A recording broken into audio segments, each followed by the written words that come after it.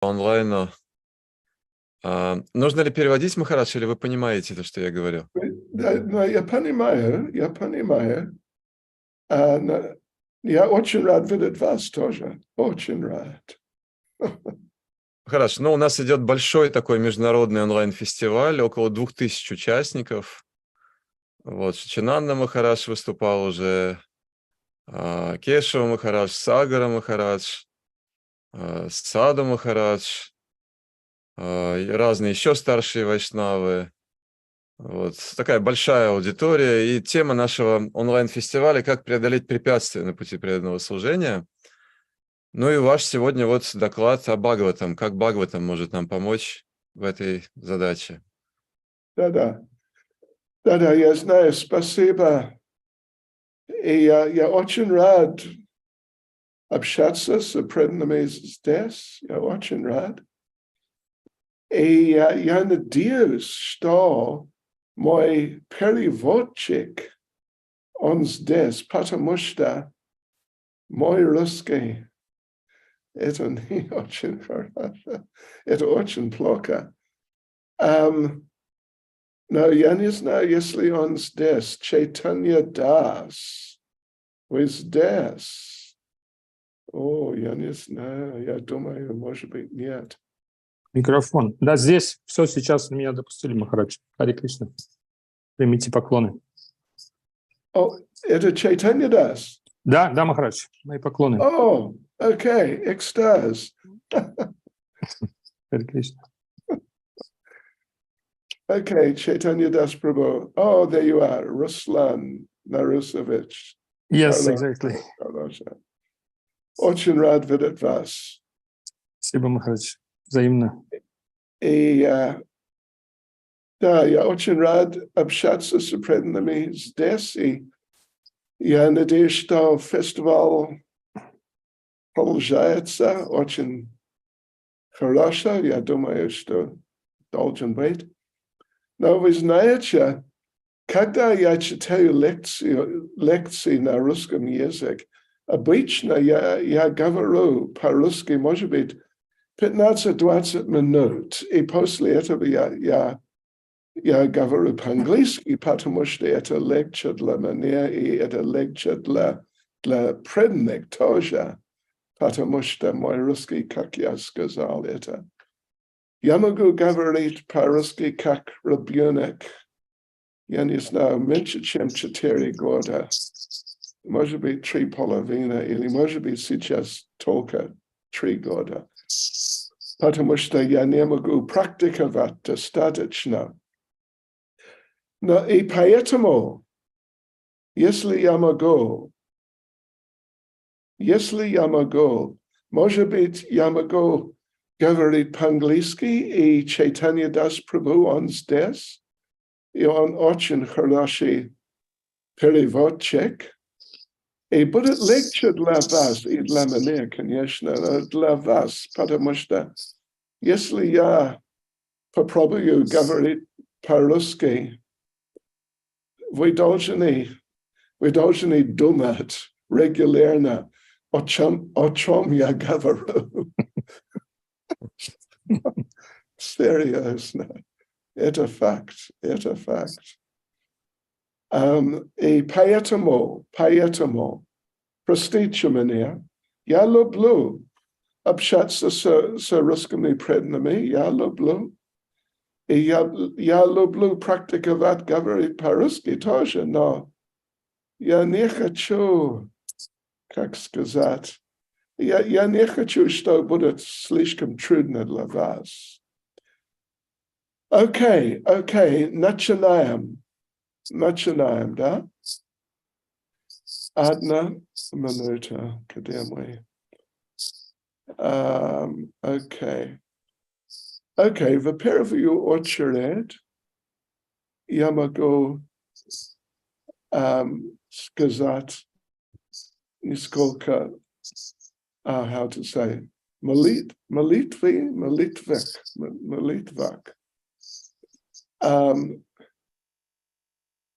Nama Om Vishnu Padaya Krishna Prestaya Bhutale Shrimati Bhaktivedanta Swaminiti Namane.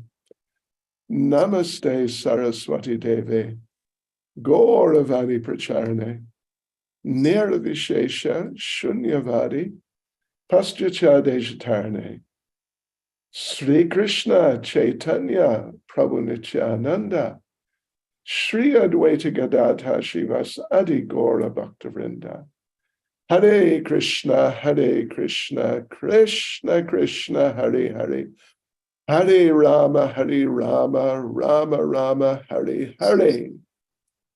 Vanchakalpatarupyas cha kripa sindhubhya eva cha. Patitanam pavanebhyo Vaishnavebhyo namo namaha. Vaishnavebhyo namo namaha. Да, я предлагаю поклоны всем вам, преданным здесь. Okay, so Chaitanya Das Prabhu, you're Yes, ready, Maharaj. yeah? Yes, I'm ready. Yes, I'm ready. Good on you. Did you get the notes which I sent? Yes, I got them on my screen now. Oh, you got them. All right. Yeah. Okay, that helps. Yeah, I will follow it. So I will just stick to English. Normally, I sort of go back and forth, but I will stick to English. Okay. Okay, so first of all, the pair of you Ochred. No, I must stick to English. Please. Right. First of all, we'll say some words about Srimad Bhagavatam as a deity. Прежде всего мы скажем о Шримад Бхагаватам сейчас и будем рассматривать Шримад Бхагаватам как божество. Как божество, да. And, the thing is, there are a number of verses which establish the sacredness of the Bhagavatam as a deity.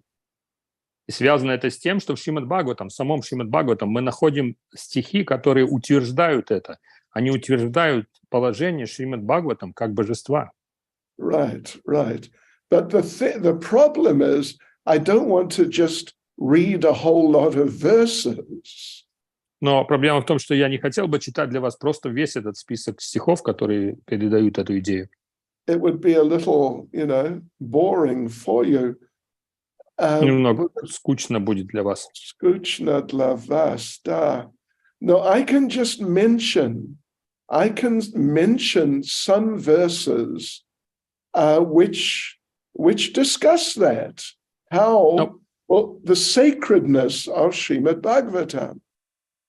И я, по крайней мере, назову те стихи, чтобы вы знали, те стихи, которые вот это священное положение Шримад Бхагаватам, божественное положение Шримад Бхагаватам описывают. Right. Now, Chaitanya Das, have you got the 12th canto of Srimad Bhagavatam there? Only your marks, Maharaj, only what you sent. So, you don't have a Bhagavatam with the 12th Bhagavatam canto? itself, no, I don't have a book. Okay.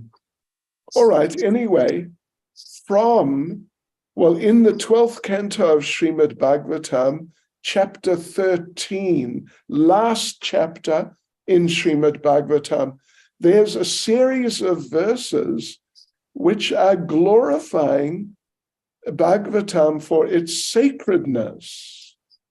Итак, в самом Шримад Бхагаватам, 12-й песне, в 13 главе, это последняя глава, писан целый ряд стихов, которые утверждают вот это особенное положение, священное, божественное положение Шримад Бхагаватам. Right. Particularly from verse 11 till verse 18. И в особенности мы находим такие вот подтверждения в стихах, начиная с 11 по 18. And you know what I'll do? I'm going to read in Russian, excuse me, I'll just read verses 11 to 12. Я прочитаю вам на русском, простите меня, на русском прочитаю стихи с 11 до 18. Вот что мы сделаем. Простите мне, мой русский это как ребенок. 3 года или, может быть, 3,5. Okay, so 11 и 12. С начала до конца Шримад Бхагаватам полон рассказов, пробуждающих отречения от материальной жизни, а также нектарных повествований об играх Господа Хари, которые даруют блаженство чистым преданным и полубогам. Бхагаватам содержит в себе суть философии Веданти, ибо его главной темой является абсолютная истина, высшая реальность, единственная в своем роде, и при этом неотличная от души. Цель Шримад Бхагаватам — чистое преданное служение этой высшей истине. Now tell me, please, was that understandable, what you say? What would you say? Скажите, достаточно понятно было то, что как я прочитал? Мой русский понятен? Was it understandable to you, Chaitanya Das? To me, yes, Maharaj. And now I get the text. Now I get the text, so I can follow if You've needed. got it. Yeah, I've got it. Yeah, I've got it. Okay, can you please then read the next verses, finishing with verse 18 in Russian? Yes, I'll try to find and open. 13 до 18. 13. I've got it online, so it takes time to find it. Right, yeah, I've got it Just to a minute, just a bibliotech minute. or whatever it is. Yes, it's 12, 11. 12, 12, 13, стих 13 до 18. 11. Just a minute. Я могу прочитать, если нужно. Oh, maybe, yeah. Just the verses. Да, прочитайте, Прабу, пожалуйста, чтобы время не занимать, потому что мне чуть-чуть сложно найти сразу стих. Хорошо, я прочитаю тогда, да. У меня перед глазами. Пожалуйста. 13 текст дальше. Если в день полнолуния месяца Бадра человек поместит Шримад Бхагаватам на золотой трон и подарит его кому-либо, он достигнет высшей трансцендентной цели. Все остальные Пураны блещут в собрании праведных преданных только до тех пор, пока преданные не услышат Шримад Бхагаватам. Шримад Бхагаватам провозглашен квинтэссенцией всей философии Веданты. Тот, кто отведал его нектарного вкуса, никогда не станет интересоваться другими произведениями. Точно так же, как Ганга – это величайшая из всех рек, Господь Ачьюта – высший из богов, а Господь Шамбу, Шива – лучший из вайшнавов, также и Шримад Бхагаватам – величайший из всех Пуран. О браманы! Подобно тому, как город Каши – величайший из всех святых мест, так и Шримад Бхагаватам – высшее среди всех Пуран. Шримад Бхагаватам – это безупречная Пурана. Бхагаватам очень дорог вайшнавам, поскольку описывает высшее, абсолютно чистое знание, предназначенное для парамахамс. Он раскрывает способы освобождения от материальной деятельности и описывает пути трансцендентного знания, отречения от мира и преданности. Любой, кто старательно пытается постичь Шримад Бхагаватам, кто должным образом слушает и с преданностью пересказывает его, обретает полное освобождение. Спасибо. Вы читаете русский лучше, чем я могу. Ну, хорошо, но вы меня превзошли в английском по всем статьям. Okay. Now, okay, so that's nice. Those are really nice verses. Это прекрасные стихи, прекрасно передают смысл того, о чем говорим. and they make it clear that Srimad Bhagavatam is just unique. И они четко нам дают понять, что насколько уникален Шримад Бхагаватам. And there's another literature which at least partly, it focuses on the exceptional, unique nature of Srimad Bhagavatam. Но есть еще одно из писаний, которое подчеркивает эту исключительную, абсолютно уникальную природу Шримад Бхагаватам.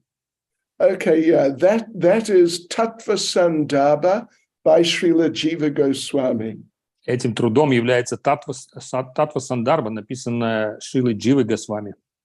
Right, so for the first half of Tattva Sandarbha, Srila Jiva Goswami is discussing what is the best scripture for describing the absolute truth. В первой части Татва Сандарба Джива Госвами ведет такой диалог, обсуждение о том, какие из писаний являются самыми совершенными для постижения абсолютной истины, какие писания лучше всего передают это. And first of all, he discusses what about the four Vedas? Could they be the best? И первых кандидатов он предлагает 4 веды. Он говорит, возможно, это 4 веды, которые бы лучше всего передали бы абсолютную истину. But then he says no, because they're mainly just dealing with karmakandya, just materialistic activity. И затем сам же дает ответ. Он говорит, нет, вряд ли, потому что 4 веды имеют дело в основном с кармакандией, то есть материалистической деятельностью. Then he says, okay, what about the itihasas, the historical literatures, Mahabharata and Ramayana? И затем он рассуждает дальше. Он говорит, возможно, это итихасы являются самыми лучшими для передачи истины, такие как исторические повествования Махабхарата, Рамаяна. And he says, not really, because they also have some materialistic parts. И затем он заключает, что нет, пожалуй, и они не являются лучшими, потому что там очень много материального в этих описаниях также есть. Okay, well, what about the Puranas? И тогда он говорит, может быть, это Пураны. Yeah, well, they're better, but still, you've got Puranas in ignorance, and you've got Puranas in passion. И снова, отвечая сам на свой же вопрос, он говорит, да, это уже лучше, но есть ведь Пураны, которые сугубо в настроении страсти написаны, и есть те, которые написаны в невежестве. But we're improving here. Но здесь уже есть какое-то продвижение. Then he says, all right, what about Vedanta Sutra? Затем он говорит, теперь давайте посмотрим, может быть, Веданта Сутры подходит на эту роль. Then he says, not really, because Vedanta Sutra, it is kind of impersonal. И опять-таки отвечает, говорит, нет, пожалуй, нет, потому что ведь Веданта Сутра, она в себе такой элемент имперсонального содержит значительный. So then he says, well, why don't you just read that? You've got it there, right? Yeah. Go ahead. We would have such a basis of, you can translate it? It's from Marx you sent me, yeah? Just Tattva Sandarbha, verse 18, one paragraph.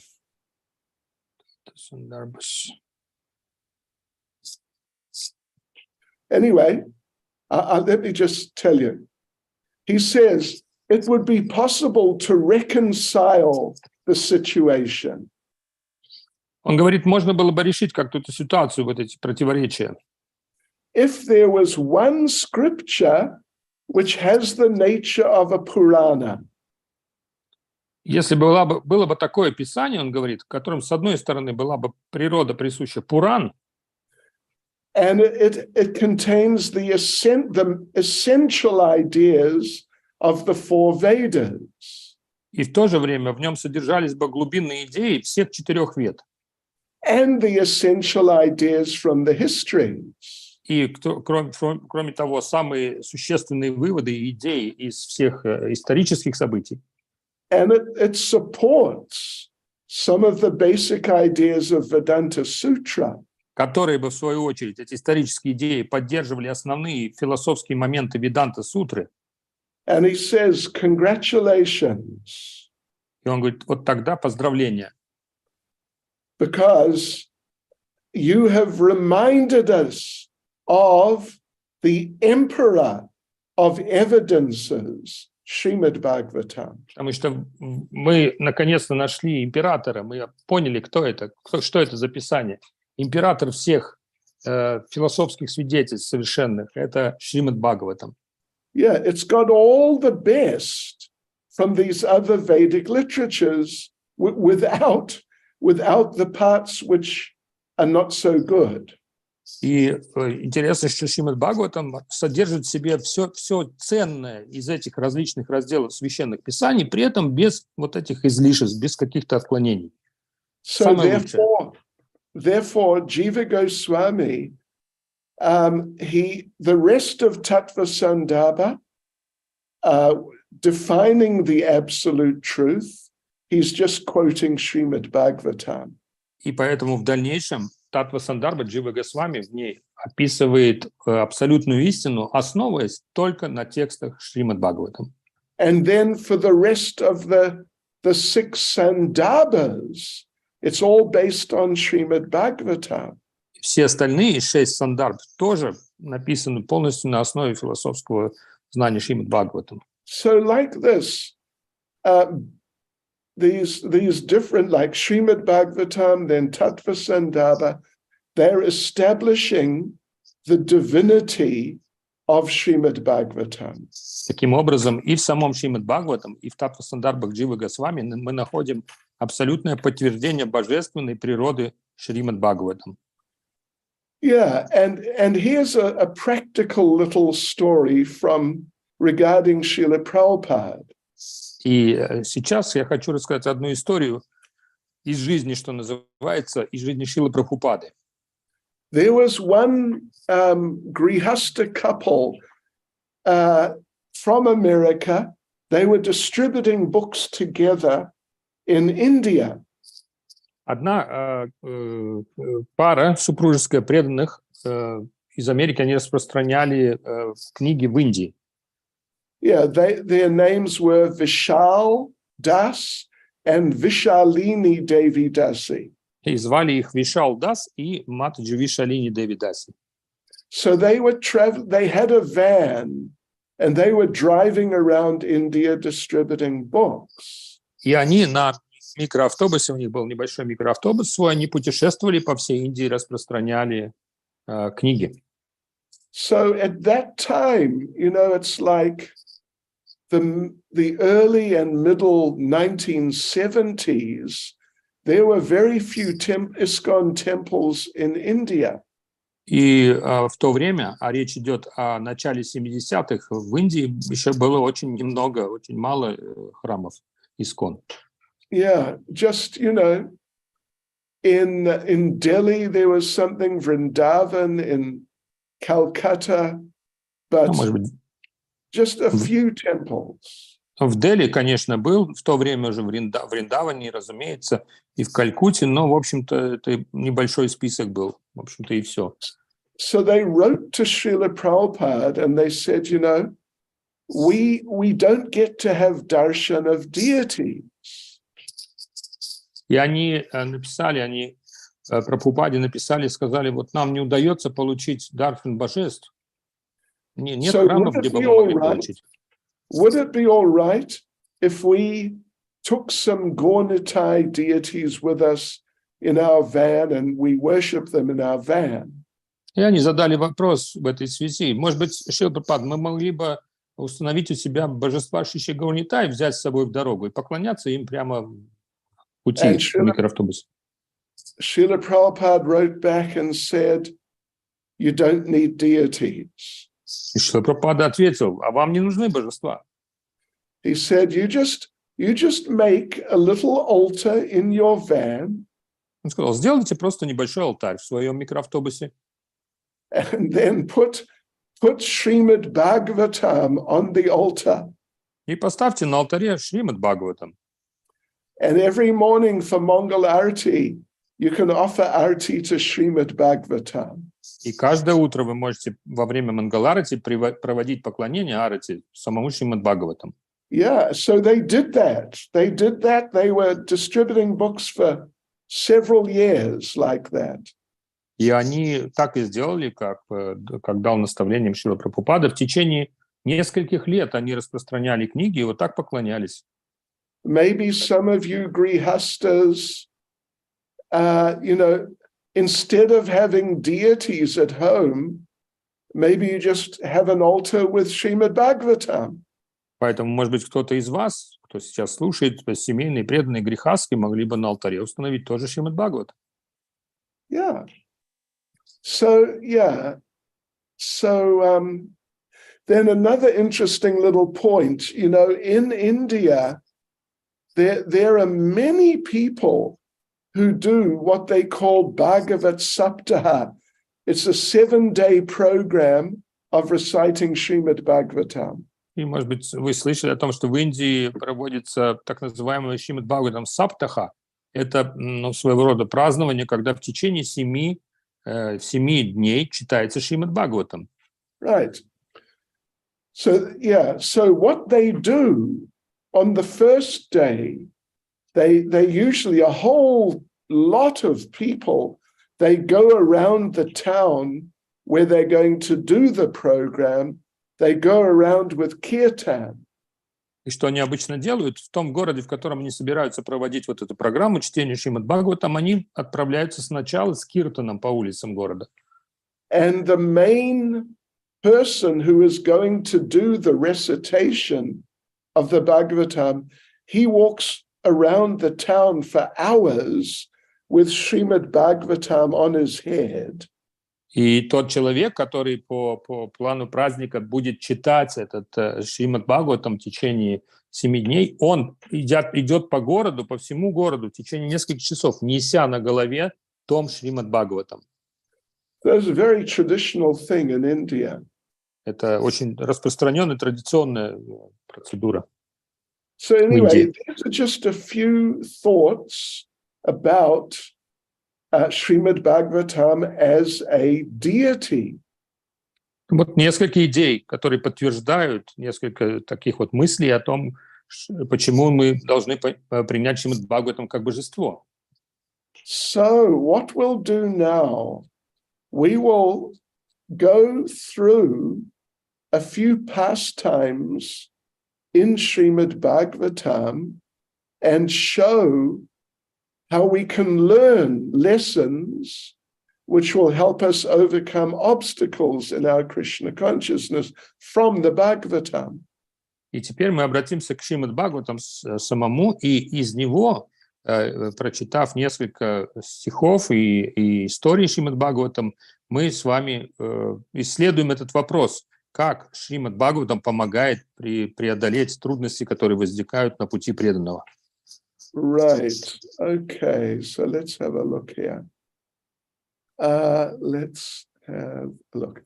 All right. So the first thing we'll look at is when Maharaj Parikshit, in the first canto of the Bhagavatam, chapter 19, he is now sitting on the bank of the Ganges, and he wants to know what to do.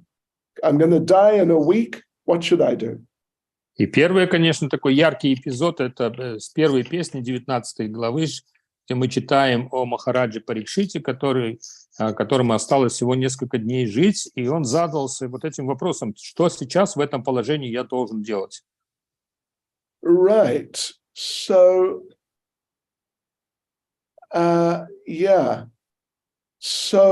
So he speaks some really beautiful prayers. И он произносит поистине прекрасные молитвы. Now, you've got those verses there, Chaitanya Das Prabhu? No, Maharaj, I've got only one device. Sorry, I have no text. Okay. I've got it from internet, but it takes time to find it in another chapter. It's not Okay, flexible. Maybe I I'll will try to just translate. recite it in English, and you can Please. translate, all right? Yeah, please. Okay, I'll try my best. So this is now verse Srimad Bhagavatam Adin 19:15. O Brahman. Это Шримад Бхагавата 1.19.15. Yeah. O Brahmins, just accept me as a completely surrendered soul. О, браманы, пожалуйста, примите меня как полностью вручившийся Богу душу. And let Mother Ganges, the representative of the Lord, also accept me in that way. И пускай матушка Ганга, которая является представителем Господа, примет меня таким же образом, как предавшуюся душу. Because I have already taken the lotus feet of the Lord into my heart. Потому что я уже принял в своем сердце полностью стопы Господа. Let the snake bird or whatever magical thing the Brahmin has created bite me at once. Пусть же немедленно укусит меня это магическое существо, кто бы оно там ни было, змей или кто-то, сейчас может ужалить меня. But my only desire is that you all continue singing the deeds of Lord Vishnu. Но единственное, чего я хочу, это чтобы все вы продолжали воспевать деяния Господа Вишну. So here, from this, we can learn an important lesson. Поэтому из этого стиха, из слов Махараджа Парикшита мы можем почерпнуть очень важный для нас урок. Yeah, an urok about overcoming obstacles. Именно в отношении того, каким образом нужно преодолевать препятствия. Yeah. You know, because, well, we learn from this that a devotee has to be independent of the material circumstances. И прежде всего, в чем здесь урок? В том, что преданный – это тот, кто независим от материальных обстоятельств, которые складываются в его жизни. Maharaj Parikshit is not disturbed that the snake bird is going to come and bite him. Несмотря на то, что он знал о своей судьбе, Махараджа Парикшит, он при этом нисколько не беспокоился, по сути, о том, что вот эта змея придет и укусит его смертельно. And he has great faith in the Supreme Personality of Godhead. В его сердце жила непоколебимая вера в Верховную Личность Бога. And he's got great faith in Srimad Bhagavatam. И кроме того, он имел глубочайшую веру в Шримад Бхагаватам. Then in the next verse he says the following.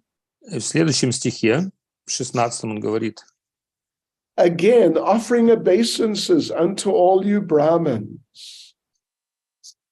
Вновь выражая почтение всем вам, о браманы, I pray that if I should again take my birth in the material world, я молю о том, что если мне будет суждено снова родиться в материальном мире, that I will have complete attachment to the unlimited Lord Krishna.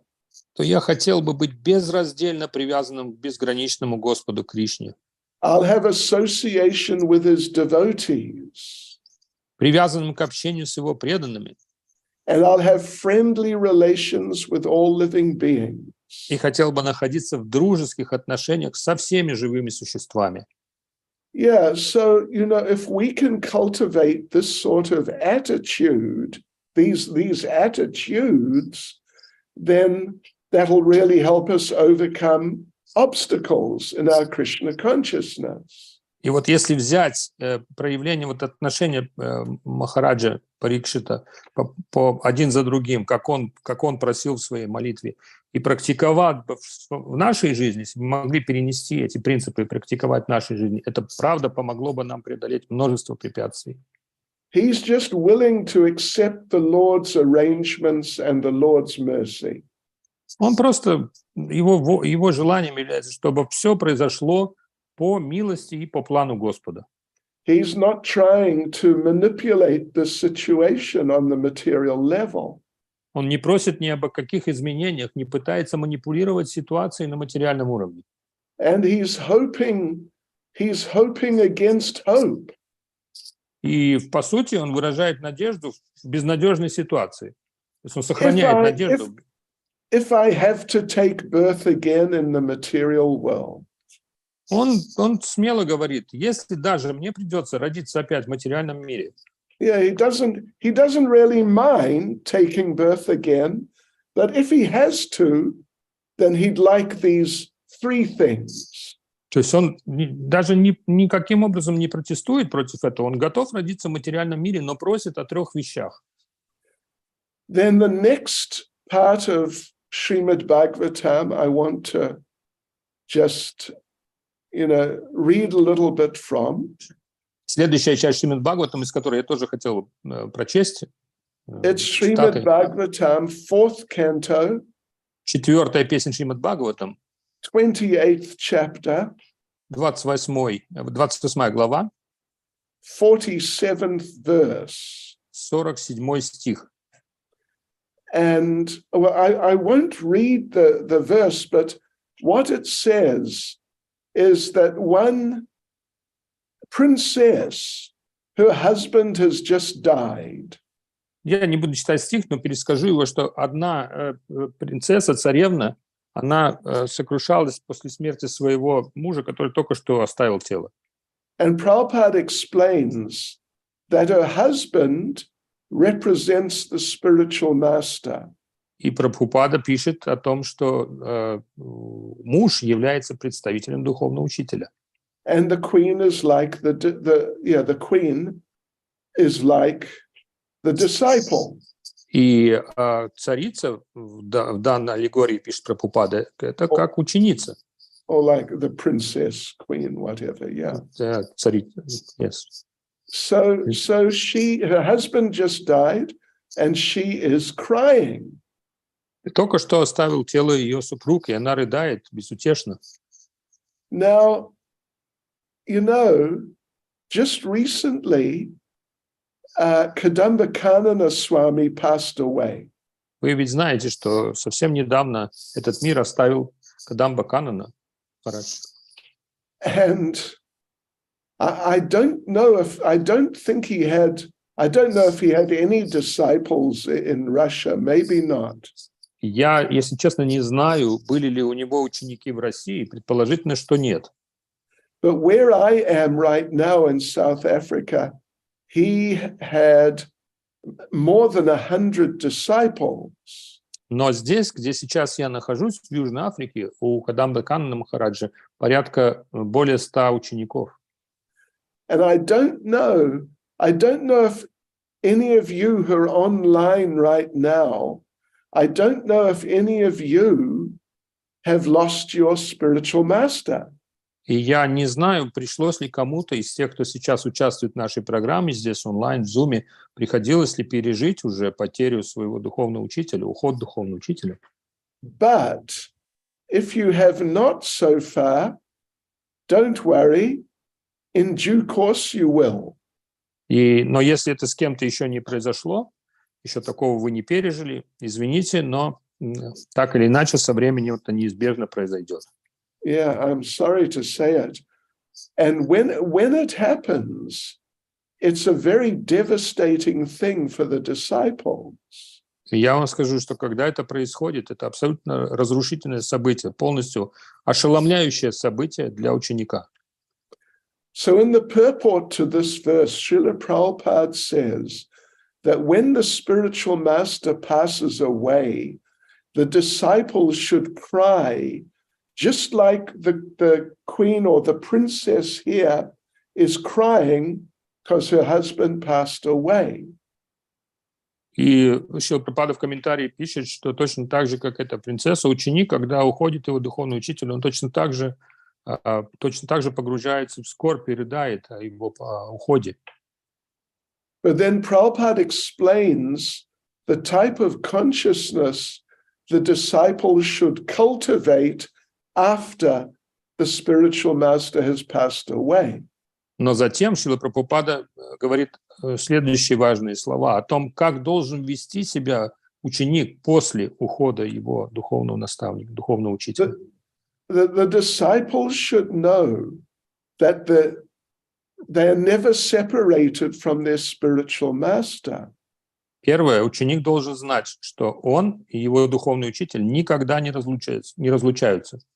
Because the spiritual master is always with the disciple as long as the disciple follows the instructions of the spiritual master. И дальше поясняет, что ученик всегда остается под покровительством своего духовного учителя до тех пор, пока он следует наставлениям духовного учителя. And if we really become absorbed in the instructions of the spiritual master, then we find our relationship with the spiritual master becomes deeper and deeper. И если мы действительно погружаемся, стараемся проникнуться наставлениями своего духовного учителя, то, несмотря ни на какие внешние обстоятельства, отношения с ним становятся все глубже и глубже. Because this is service in separation. Потому что это служение называется служением в разлуке. And service in separation is the most ecstatic and the most blissful experience in Krishna consciousness. А служение в разлуке в сознании Кришны является самым возвышенным, самым потрясающим переживанием, которое только возможно на духовном пути. So, of course, you know, when the spiritual master passes away, it is an obstacle in Krishna consciousness. Ну и, конечно, мы должны рассматривать уход духовного учителя как одно из самых больших препятствий на пути ученика в его сознании Кришны. Yeah, but there's a nice story. Let me tell you a little story. Но есть одна замечательная история. Позвольте же мне рассказать ее. When Lord Ram and Sita and Lakshman were in exile, Когда Господь Рамачандра, его брат Лакшман и его супруга Ситарани, они были в изгнании, they went many places, but they went to Navadvip. они обошли очень много различных мест в своих скитаниях, но они также побывали в Навадвипе. And one time they were staying at Modadrum Dweep. И они остановились однажды в Модадруме-двипе. На And Модадруме-двипе. Sita Devi noticed one day Lord Ram was deep in meditation. И Сита Деви однажды заметила, что Господь Рамачандра погрузился в глубочайшую медитацию. And while he's meditating, he had big smile on his face. И кроме того, несмотря на глубину его медитации, на его лице была большая улыбка. And Sita's wondering, what is he meditating on? It must be wonderful. И Сита Деви задалась вопросом, интересно, на что же он с такой радостью, с такой улыбкой медитирует? Это что-то должно быть абсолютно удивительное. Then he came out of the meditation. Затем Господь Рамачандра вышел из своей медитации. And Sita asked him, what were you meditating on? It must have been so nice. И Сита спросила, интересно, на что ты медитировал? Это наверняка было что-то абсолютно удивительное. And Lord Ram said, yes, I was meditating on how you and I in Kali Yuga, we will take birth here in Navadvip. Он говорит, да, я как раз в своей медитации увидел то, как ты, моя дорогая супруга, и я, мы воплотимся здесь, в Навадвипе, в Кали-югу. And we'll be married again. И мы снова поженимся. So we'll be together and it'll be really wonderful. И мы снова будем вместе, это будет чудесно. And we will give everybody love for us. И мы будем раздавать еще, кроме того, любовь всем, кто будет окружать нас, всех, кого будем встречать. And Sita said, oh, that's great, that's wonderful. И Сита сказал, вот правда, это удивительно, это чудесно просто. But then Lord Ram said, you know, there's another thing. It's just the best thing about this. Но вот во всем этом, знаешь что, там еще есть что-то еще более чудесное и интересное, удивительное. At that time, I am going to give you the greatest gift. Я в это время тебе дарую один из самых величайших даров. The most ecstatic experience of all. Самое восхитительное переживание, которое только можно себе представить. It's called love in separation. Оно называется «любовь в разлуке». I will take sannyas and I will leave you. Я саньясу приму и оставлю тебя одну. And then you'll be separated from me and you'll experience love and separation. И тогда, оставшись одна, в разлуке со мной, ты испытаешь вот эту высочайшую любовь в разлуке. And Sita said, no, that's terrible. You can't do Сита that. сказала: Боже, да что, это же невозможно, ты не можешь этого сделать со мной. And Lord Ram said, I wanted to do it now, here, but by being exiled. И Господь Рамачандра сказал: я хотел это сделать здесь, сейчас, тем, что находимся в рассылке. But you insisted on coming with me. Я уже собирался идти один, но ты настояла на том, что ты как супруга пойдешь со мной. So when we appear here in Kali Yuga, I will make sure you get that most wonderful experience of love and separation. Поэтому, дорогая, любимая моя жена, я позабочусь, когда мы придем сюда, в Кали-югу, о том, чтобы второй раз такого не произошло, чтобы вот гарантированно мы с тобой оказались в разлуке. Because I'll take sannyas and you will not be able to come with me. Я приму саньясу, и тогда точно у тебя не будет никаких возможностей пойти вместе со мной. So we cannot be Mr. and Mrs. Swami. И мы не сможем с тобой быть мистер с вами и его миссис с вами. So anyway, you know, separation from the spiritual master, like especially when he passes away, I mean, that is really an obstacle in Krishna consciousness. Но мы говорим, еще раз возвращаясь, о том, что разлука с духовным учителем является одним из самых серьезных препятствий на пути сознания Кришны. But if we do like Srila Prabhupada saying in this purport here, then we'll find that serving the spiritual master in separation is even better than having his personal association. Но если мы сможем выдержать те условия, те наставления, которые дает Шрила Прабхупада в этом комментарии, то мы можем с течением времени обнаружить, что служение духовному учителю в разлуке даже выше, даже более восхитительно и экстатично, чем служение в его присутствии. Anyway, I think most of you, or maybe all of you, your spiritual masters are still physically present on the planet.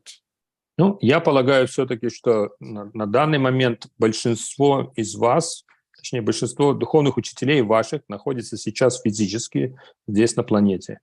But you know, sooner or later, they will depart. Но поздно или рано они обязательно покинут этот мир. Devamrita Swami says that this period now that we're in, these 10 years, he calls it the decade of tears. И Девамрита с вами назвал грядущие 10 лет, которые ждут нас впереди, очень особенным термином. Он назвал его декадой слез или десятилетием слез. Yeah, really. So anyway, you know, I've been through it because Prabhupada left. What an experience, completely unbelievable. И я вам скажу, что мне довелось пережить тот период, когда Шрила Прабхупада оставил нас, ушел из этого мира, и это просто неописуемый опыт. Oh my gosh, amazing. Udavitana. Sure. But if we focus on the instructions and fulfilling the mission, then we feel the presence of the spiritual master even more strongly than when he's physically present. Но если мы сосредоточимся на наставлениях духовного учителя, вот выдержим эти условия, о которых Шрила Прабхупада говорит, то мы почувствуем большее присутствие духовного учителя в этом случае, нежели даже если он присутствует на планете, и мы прямо можем с ним общаться.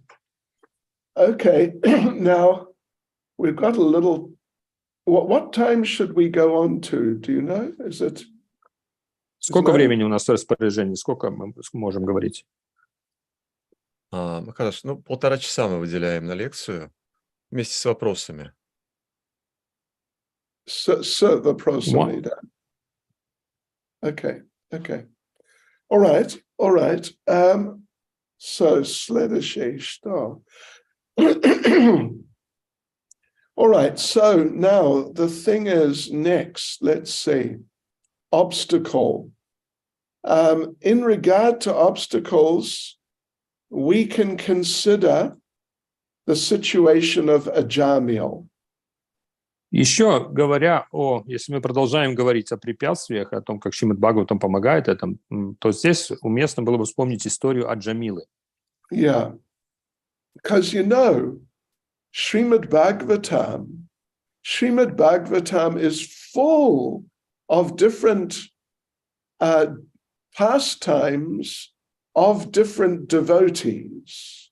И вы знаете, что Шримад Бхагаватам содержит в своих описаниях истории очень многих преданных самой различной природы и жизненной истории. And these devotees, they get into all different types of situations. И поэтому эти преданные попадают в самые разные жизненные ситуации. But due to their Krishna consciousness, even though the situations are usually very difficult, but due to their Krishna consciousness, they come through successfully. Но, несмотря на всю сложность ситуаций, через которые различным героям Шримад Бхагаватам приходится проходить, из-за того, что они сохраняют свое сознание Кришны, держатся ему, то они в конечном счете достигают успеха. Like we read about Maharaj Parikshit, his obstacle was he was going to die. Как только что мы читали о Махараджи Парикшите, у него было такое серьезное препятствие. Он просто был обречен умереть. But because of his Krishna consciousness, it wasn't a problem for him at all. Но благодаря его глубокому сознанию Кришны это для него не было проблемой. Совершенно не было. Yeah, he said, just let the snake bird come, no problem, I'm ready. И он сказал, и хорошо, пусть приходит этот змей, кто бы он там ни был, как бы он ни выглядел, я готов к этому. Yeah, я готов, нет проблем, я счастлив. Then, let's see, Ajamil, he had some serious obstacles. У Аджамилы тоже, вы знаете, были серьезные препятствия. The basic idea with Ajamil, the lesson we can learn from Ajamil is that no matter how fallen you are, you can still be delivered by chanting.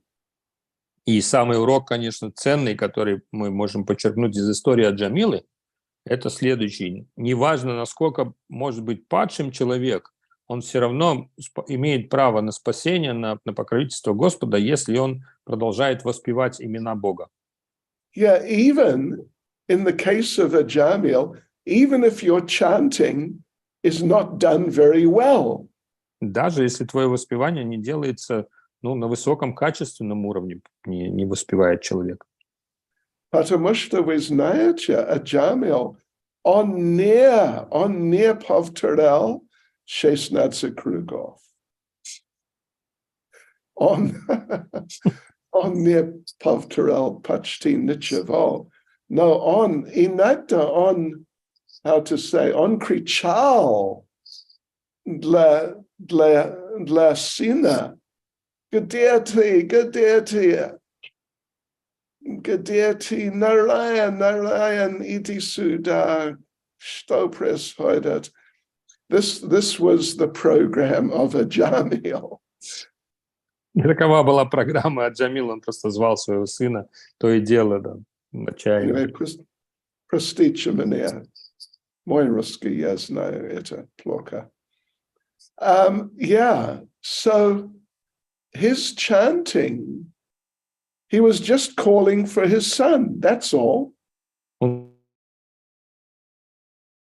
ничем другим, как просто звал своего сына. Вот и все. Вот и вся практика. So it was not good chanting, but still, this chanting is just so amazing that he got delivered. Хотя это было воспеванием далеким от какого-то качественного, осознанного процесса, он, тем не менее, был освобожден. Yeah, first of all, you know, the Yamadutas came. Во-первых, за ним пришли, в первую очередь, за ним пришли ямадуты. And Ajamil, he was extremely frightened. И Аджамила он оказался абсолютно шокированном состоянии, в ужасе от вида этих гостей. Because they look like monsters. Потому что они выглядели не иначе, как чудовища какие-то. I don't know what to say, like zombies. Ну, хотите, зомби для сравнения. Or something like that. They look like heavy metal people. Ну, или они выглядели как, например, музыканты, которые играют в стиле heavy metal. Metallisti. Музыканты-металлисты. But they look much worse than the metallisti. Ну, это примерный только образ. На самом деле они выглядели гораздо ужасней, чем You металлисты. know, one day one of our devotees was distributing Prabhupada's books. Один из наших преданных распространял книги как-то, книги Шрилы Прабхупады, And she met a big metallist. и эта преданная была, и она встретила такого верзилу громадного такого вот рокера, металлиста. Long, greasy hair. Жирные, длинные волосы, All black clothes. с ног до головы в черном, как положено. And around his neck was a crucifix, you know, a cross. И на шее у него громадное распятие было, крест. But the crucifix was upside down. Но этот крест еще был подвешен наоборот, You как know говорят, what вверх that ногами. means? Знаете, что это означает? Означает, что он сатанист. Что он сатанист. Yes, that's what he is. So, but she stopped him and gave him a book. Но она остановила и предложила ему книгу. And he looked at the book and he said, yeah, okay, interesting. И он взял книгу и говорит, ну да, интересно, ничего. But haven't you got something heavier? Ну, вы можете что-нибудь представить более тяжелое? Duh.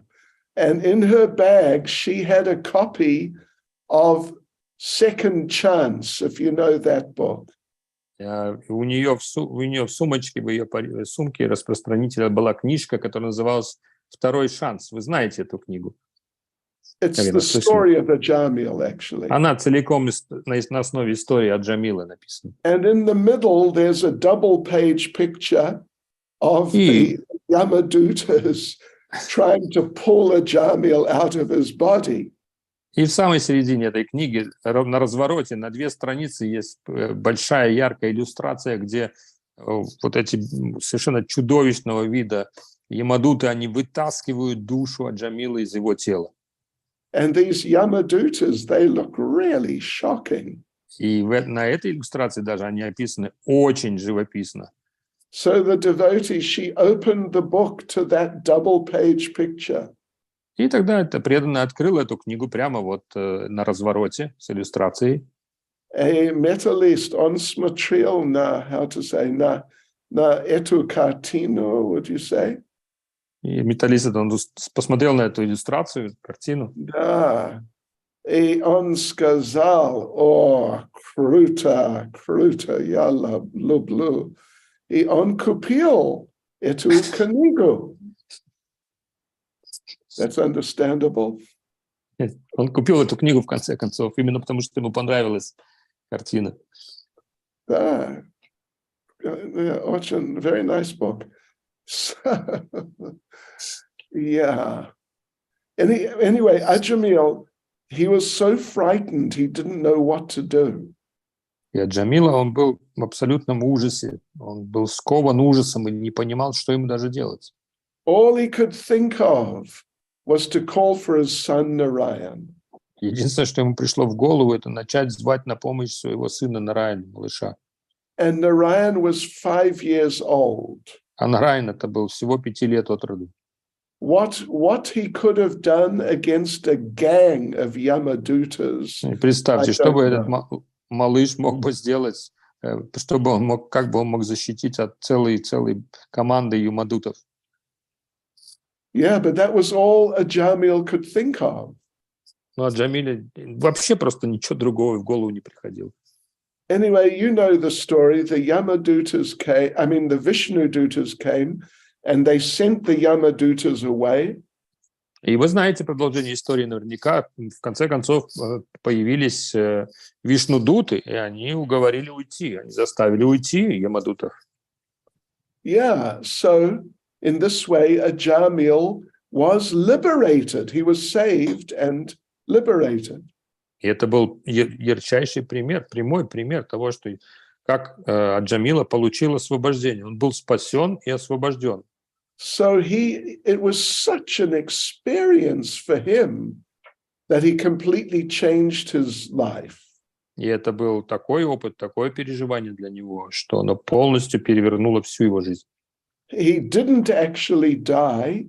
He came back to life and he became a devotee. Он не умер, он вернулся к жизни, ему был дан вот этот еще один шанс и стал преданным. And he went to Haridwar and associated with the devotees there. Он отправился в Харидвар и стал общаться с преданными там. And then later he passed away, he went back to Godhead. И позже, когда уже пришло время его покинуть этот мир, он вернулся обратно к Богу. Yeah, so, the story of Ajamil and the obstacles he was facing, but how he got delivered, it's just an outstanding story. И вот история Джамилы, который столкнулся с такими препятствиями, даже как собственная деградация, и пришел к результату этой деградации, и то, как он смог это превозмочь, это просто история, которой нет равных, нету таких похожих историй. So from this we can learn that we really got to chant. We just got to chant and chant and chant. И из этой истории мы должны следующее подчеркнуть, вывод для себя сделать. Просто надо воспевать, воспевать и воспевать. Sometimes some devotees think that if I chant for a long time, if I chant 16 rounds, then it's difficult to be attentive the whole time. Иногда преданные размышляют так, что если читать 16 кругов, это как-то очень сложно постоянно быть сосредоточенным на воспевании. Therefore, what I will do, I will chant less, but make a point of chanting nicely. Да, преданные решают такое количество на качество поменять. То есть я, пожалуй, буду читать меньше кругов, но зато буду очень качественно это делать. So this point was raised to Srila Prabhupada, actually. На самом деле даже вот с таким предложением или с таким вопросом обратились ученики Шрилы Прабхупады к нему. Should we just chant one round very nicely? Может быть, нам стоит, сказали они, прочитать как следует один круг всего лишь? Or chant 16 rounds, but, it's sort of not so good, really. Или читать 16 кругов, но без особенной, без должной концентрации. But Prabhupada answered, you must try to chant 16 rounds. Even if some of it is not so good, keep trying, and it will improve. И Шрила Прабхупада сказал, нет, Тут однозначно 16 кругов надо читать, даже если качество вы видите, что качество не очень хорошо воспевания, просто продолжайте воспевать. И со временем воспевание улучшится. So we can learn this from a Jamil. И мы вот этому можем как раз утвердиться в этой практике благодаря уроку, который нам преподала Джамила. So there's one verse, I just want to read one of the verses from the second chapter of the 6th canto. И я хочу сейчас прочитать тоже один стих для вас из второй, second chapter of 6. Yeah. Песни 6. Из шестой песни, из второй главы прочитать хочу стих. Да. So while suffering at the time of death, a Jamil chanted the holy name of the Lord. А Джамил в момент смерти воспевал имя Бога. And although the chanting was directed toward his son, he nevertheless returned home back to Godhead. И хотя на самом деле этим именем он звал своего сына, пытался позвать своего сына, тем не менее он достиг верховной личности Бога.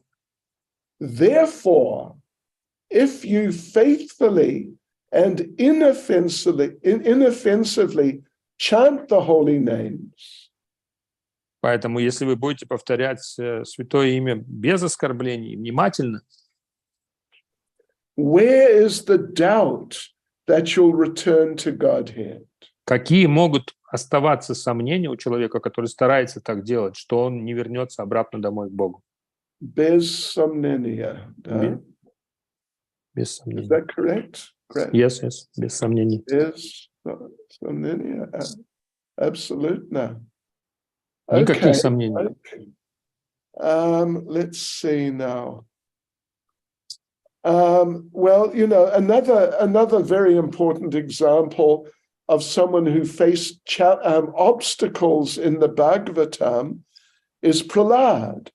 И еще один из героев Шримад Бхагаватам, который столкнулся с большими препятствиями, огромными препятствиями в своей жизни, был Шри Прахлад. Yeah, well, you all know the story of Prahlad and Nrsimhadev. Вы, конечно, знаете историю Шри Прахлада и Господа Нрсимхадева. I mean, the obstacles were just incredible. Да, его жизнь, в принципе, состояла из одних немыслимых препятствий. But he was so much protected by the Lord that he didn't even notice the obstacles. Но, несмотря на то, что эти препятствия были ужасны, он в силу своей преданности Господу даже не замечал их, даже не понимал, что они происходят. Hiranyakashipu had him thrown off a cliff. Хираньякашипу приказывал бросать его, скинуть его со скалы. And Krishna caught Prahlad just before he reached the bottom. И Кришна просто подхватил Прохлада, поймал его у самого уже дна этой пропасти. And Prahlad came climbing up. И Прохлад спокойно поднялся снова на скалу. And he said, Papa, let's play this flying game again. И он сказал: папа, как мне понравилось, давай поиграем еще в эту игру, в игру летания, давай полетаем еще раз. So he didn't even notice his life was in danger. Ему даже в голову не пришло, что его жизни угрожала опасность. And Hiranyakashipu cooked some food for him. И Хираньякашипу приказал, чтобы ему приготовили пищу. Kartoshka sabji. Картошка сабджи, наверное. Kartoshka Poderovensky. Приказал. Okay, so Hiranyakashipu put enough poison in that Kartoshka Poderovensky. Ну, и эту картошку по-деревенски Хираньякашипу обильно справил ядом смертельным. Enough to kill 100 elephants. Причем такую дозу он наверняка сделал, достаточную, чтобы убить 100 слонов. And he gave it to Prahlad to eat. И сказал: ешь, мой дорогой сын. And Prahlad ate it. И что Прохлад сделал? Он съел это все. And Hiranyakashipu is watching and thinking he's going to drop dead any second. И Хираньякашипу смотрел, как он ест, и думал, вот сейчас, еще секунда, и он покойник. But nothing happened. Prahlad just kept eating. Прохлад продолжал есть. Прохлада предложил, во-первых, надо сказать это, он предложил пищу, которую приготовил его отец, и с удовольствием ее продолжал есть. He finished all the kartoshka по-деревенски. И съел до конца всю картошку по-деревенски. And he asked Hiranyakashipu, "You sure yes, Papa?" Он спросил отца, так, папа еще есть? Anyway, we are not on the level of Prahlad Maharaj. Ну, давайте признаем, мы не находимся на уровне, на котором находился Прохлад Махарадж. But still, we should know Krishna will look after us. Но что мы должны запомнить твердо, то, что Кришна, он за нами следит, заботится о нас. And even if, sometime we're in a deadly situation and we see that we're going to die, actually, then we should know it's the plan of the Lord. И если мы оказались в настолько опасной ситуации, что угроза сложилась для нашей жизни, мы должны все равно помнить о том, что Кришна все равно все под контролем сохраняет. So don't panic. Krishna is calling me to him. И паниковать нечего, Кришна просто призывает меня к себе. Yeah, okay. Now, I wonder, does anyone have any question or comment or something? Я хотел спросить вас, есть ли вопросы, может быть, у вас какие-то или комментарии? Вопрос, комментарий или что-то. Well, I see some hands are up there, right? Can you see that? Я вижу руки поднятые. Bhakta Vijay, известный, преданный, из Самары. У вас есть вопрос, Bhakta Vijay Prabhu? Скажи. Харе Кришна, дорогой Гуру Махарадж, дорогие преданные, примите мои поклоны. Вы не могли бы поделиться вашей техникой, дорогой Гуру Махарадж, техникой составления конспекта по Шримад Бхагаватам, вашей личной техникой? Как вы составляли конспект в свое время по Шримад Бхагаватам? Именно техника. Can you share your experience of making these marks you do about Srimad Bhagavatam through the years? Your own marks, your What, Max? What do you mean? You mean whatever you put down from what you learned from Srimad Bhagavatam through the years? Oh, okay. What is your system now? Okay.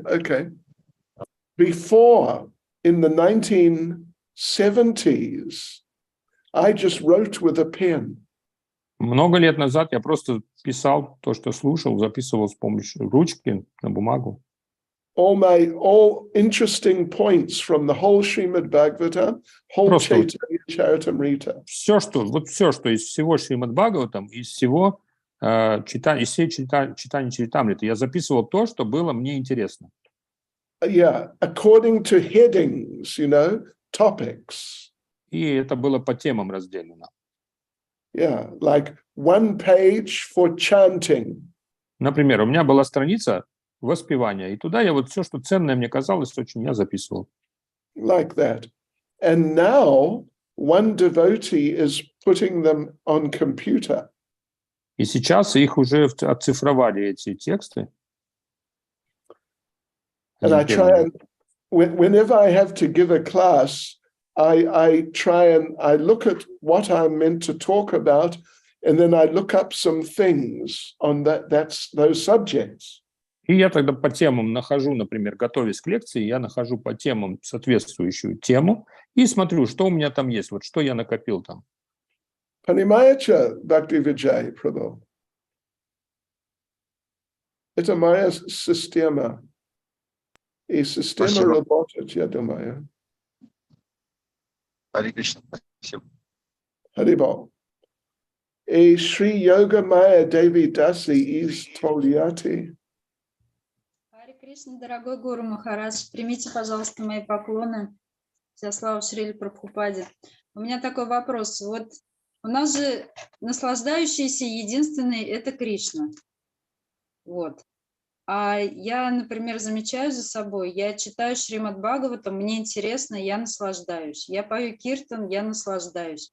Я общаюсь с преданными, опять же, я наслаждаюсь. Получается то, что даже в сознании Кришны я просто, либо я наслаждаю свои чувства, получается, или это как-то все равно является преданным служением?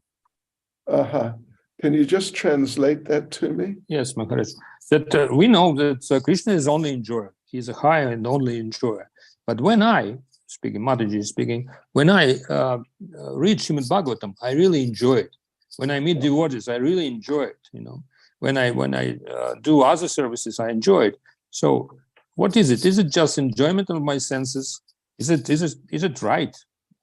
Is this situation right? Yeah. It is right. Это правильно. Обязательно. И вы знаете, вы чувствуете так, потому что когда вы читаете Бхагаватам и повторяете, воспеваете Харе Кришна и так далее, Кришна очень счастлив с вами. С вами, would you say? He's very Счастлив вами. Счастлив вами, да. Доволен вами, вы say. Доволен, да.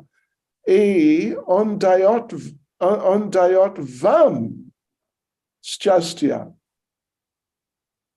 So you are sharing his happiness because he's happy that you're doing those Krishna conscious things. Понимаете, это не совсем ваше чувственное наслаждение. Просто благодаря служению Кришна становится счастлив. Вы испытываете его счастье, а не свое. Вот в чем секрет. Но когда я читаю святые имена, я не очень-то наслаждаюсь, когда джапу читаю. Only situation when I'm not enjoying so much, it's when I chant my rounds. Anyway, продолжайте. Милость будет, шаг за шагом больше. Спасибо большое. Повторяйте джапу утром. Повторяйте джапу утром. Это легче утром. Окей, сейчас следующий. Саду Санга Дас. Вот, Саду Санга. Харе Кришна, Гуру Махарадж. Вопрос следующий. В введении к Шримад Бхагаватам Шрила Прабхупада он привел очерк учения и жизни Шри Чайтаньи Махапрабху, а также есть стих в Шри Чайтаньи Чаритамрите в Антиалиле, где говорится, что без принятия прибежища Чайтаньи Махапрабху невозможно понять Шримад Бхагаватам.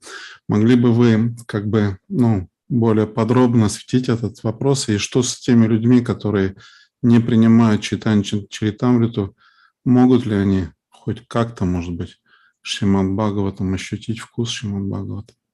Харе Кришна. Hare Krishna. Just clarify that. I love the idea.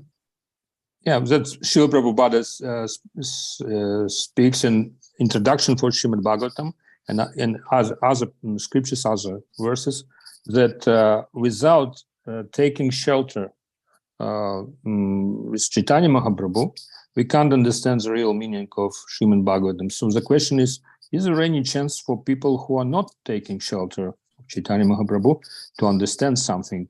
Maybe you can clarify and deepen this point. Is there any chance for...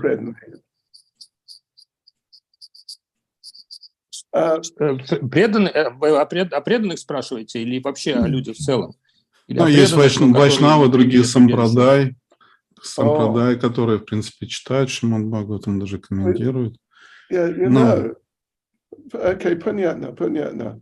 You know, people, if we talk about devotees from other sampradayas, if they don't come to ISKCON in this lifetime, but if they are sincere devotees, in their next lives they'll be born in ISKCON, and then they'll get the mercy of Lord Chaitanya. Если говорить о шансах, как перспективах преданных, которые стараются, искренне стараются служить Господу и понять смысл Шримад Бхагаватам, то если они это делают искренне, у них появится возможность родиться среди преданных ИСККОН, то есть принять полное прибежище у Шри Чайтаньи Махапрабху и таким образом понять до конца это знание, получить. Это так, потому что милость Господа Чайтаньи должен быть. Это Кали-юга. Без его милости это слишком трудно. Да. Okay. Anyway. Damodar Swarup Prabhu. Харе Кришна, дорогой Гуру Махарадж, примите мои смиренные поклоны.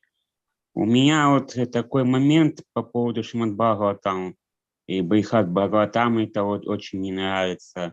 Вот. Я вот, когда читаю, да, я не могу остановиться. У меня, есть вкус к этому, да. Мне очень тяжело остановиться, в принципе. Особенно, если рядом есть преданные, да. Мне очень нравится. Но почему-то начать читать, именно прикоснуться к Шримад Бхагаватам, именно начать читать очень, как будто что-то меня не дает, как будто что-то отталкивает, как будто сразу какие-то мысли приходят, сразу какие-то дела и какие-то что-то вот как будто что-то вот не дает мне просто даже прикоснуться. Но когда я все-таки пересиливаю, когда какой-то либо преданный мне позвонит, да, давай почитаем, либо что-то, то это происходит. Но когда я сам, то как будто вот моя, не знаю, цепи, как будто я, не знаю, ум, все уходит. Okay. Я не знаю, что делать. So, you understand, Maharaj? No, I don't. The question is that when I read Srimad Bhagavatam and Brihad Bhagavatamrita, I really enjoy it deeply. It just takes me so much that I'm ready to just read and read without stopping. But the problem is to start, When I think about starting to read, I feel that something more important is there, so many different obstacles, ideas, and so what could it be? What is this symptom or situation, that when I read it enjoying it, happily, but to start read it's difficult. Это, вы знаете, это гуна невежества, я думаю. Должен быть. No, maybe he should beat himself over the head with a Bhagavatam. Может быть, можно себя ударить по голове с помощью Шримад Бхагаватам, чтобы прогнать. Скорее всего, что это гуна невежества. Это гуна невежества, обязательно. Это 100% гуна невежества, да. See, sometimes we've got to push ourselves when we know it's the right thing to do, but, the Maya is influencing us. Это происходит. Мы иногда знаем, что нам надо вот эти вещи делать или двигаться в этом направлении, но что-то Майя нас удерживает, и поэтому нам нужен какой-то толчок, нам нужно себя подтолкнуть. Yeah, that's what I would say. Я бы так сказал. Okay. Следующий. Гулнара.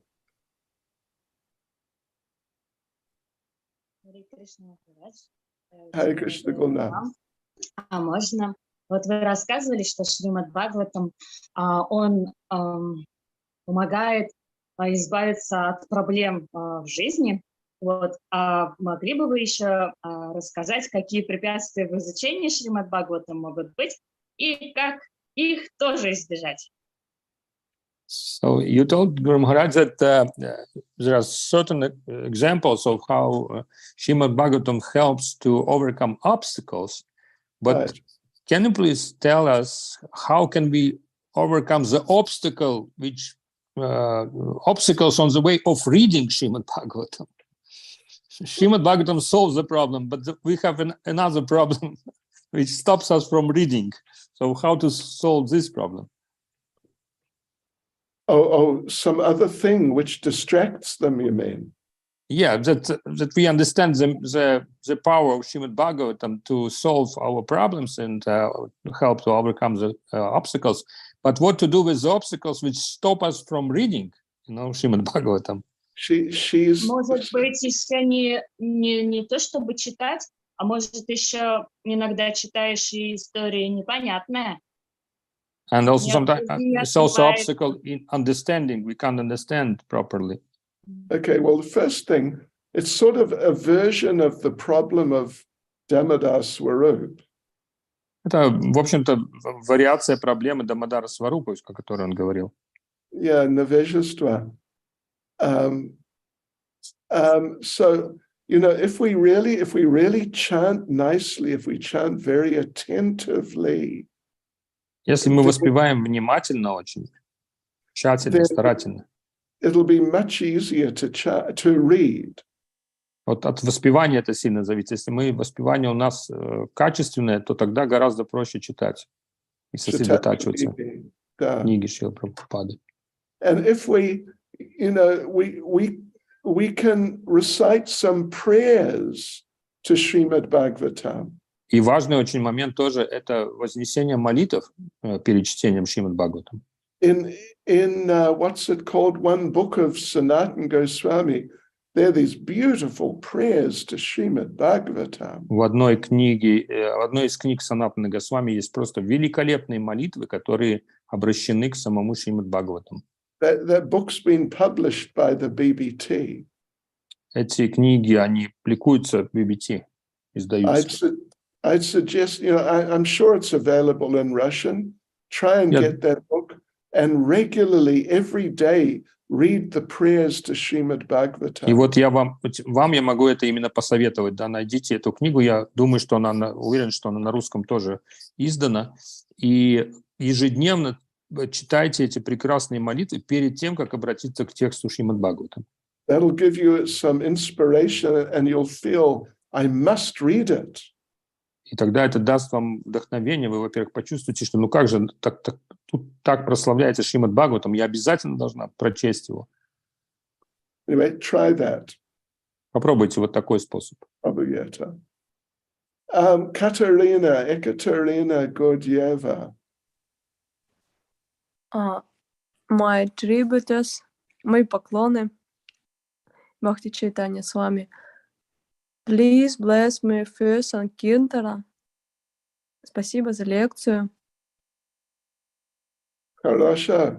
Я помолюсь, Кришна. Я даю вам благословение, насколько я могу.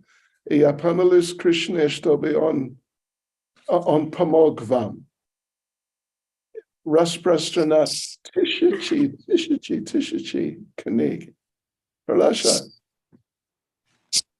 Thank you very much. I hope you understand my bad Russian. Надеюсь, что вы поняли мой русский. Okay, who now? This is Mahavidya. Is it? Mahavidya. Харе Кришна, мои поклоны примите, пожалуйста. Ваше святейшество, Бхакти Чайтанья с вами. У вас очень потрясающий русский. Спасибо вам за то, что вы стараетесь его учить. Я просто очень сильно вдохновилась, глядя на вас, учить английский. I got inspired by your Russian to learn better English. Удачи вам. Спасибо. Мой вопрос такой. Один мой друг слушает аудио Шримад Бхагаватам, очень его любит. Но мы столкнулись с такой проблемой в общении, что когда он читал Шри Шапанишат, в первой мантре, он очень скрупулезный, преданный, он в первой мантре читал пословный перевод каждого слова. Он всегда так делает. И потом в обсуждении с нами он обратил внимание, что в 10-й песне Шрила Прабхупада, цитируя первую мантру из Шапанишат, добавил одно слово там про еду, ну, что-то. Там первая мантра, она про долю, что выделена доля.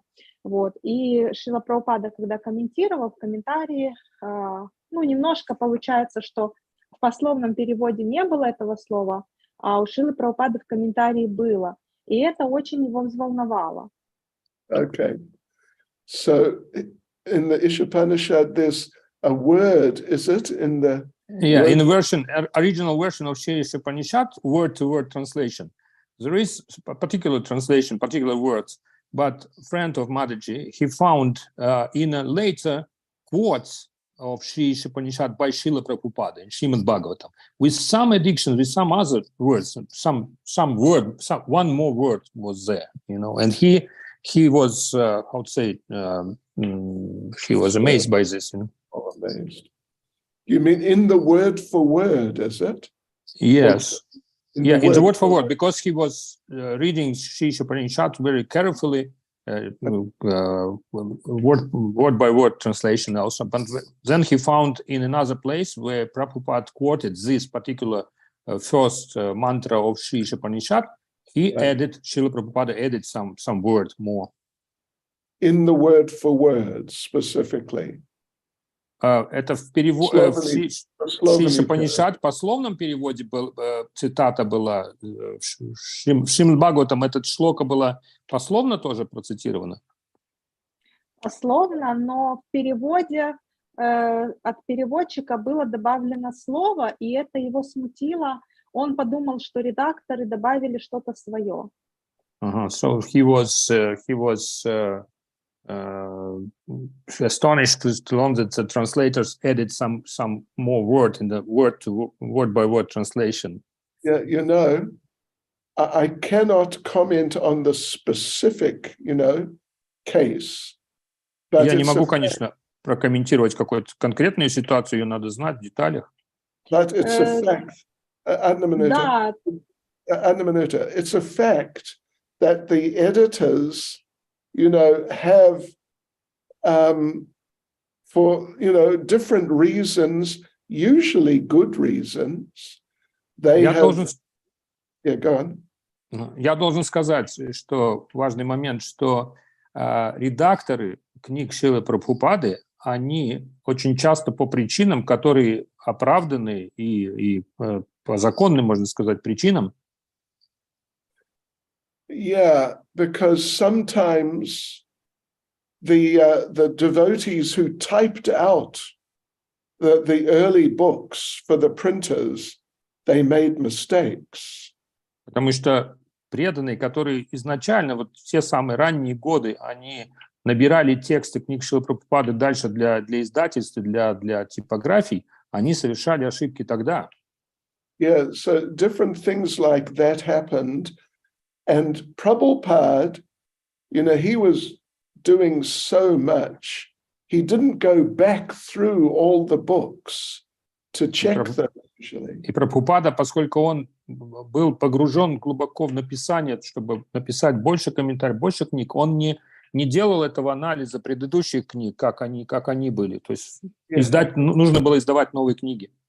So the editors, you know, over time found some of these mistakes and have tried to correct them. И естественно, что редакторы, они уже как бы задним числом, они пересматривали то, что было издано ранее, и вносили свои поправки туда. Anyway, I think that's all I could say about that. И это все, что я, пожалуй, могу сказать об этом. Ну, вопрос немножко в другом, потому что мы понимаем это, а мы не можем объяснить это ему квалифицированно. У нас не хватает квалификации, и мы боимся потерять друга из-за вот, ну, чтобы он, ну, как-то не расстроился. Что вот нам делать, как правильно? Нам нужно было объяснить ему, потому что мы вступили в полемику и отстаивали такую точку зрения, что там все правильно, и это одно слово, оно не влияет на смысл. но человеку важна точность. Как с такими людьми правильно взаимодействовать? Подскажите, пожалуйста. Спасибо, So, Харе Кришна. we ourselves, we understand it, but what is the best way to explain it, like a new people or people who come, so that they are not disappointed, so that they are not disappointed by the inobjectivity? It's a good question.